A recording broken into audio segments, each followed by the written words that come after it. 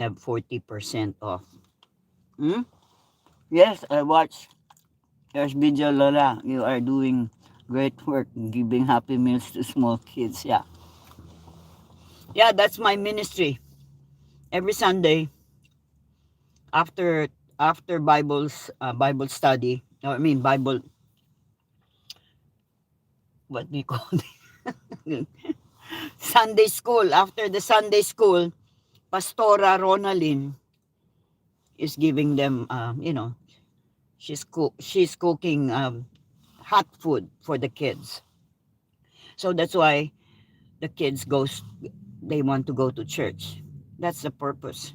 I want them to be in church, and they know that when they go to church, they're gonna have a good lunch, a hot lunch, because that's a blessing from God. It's not about me. God is giving them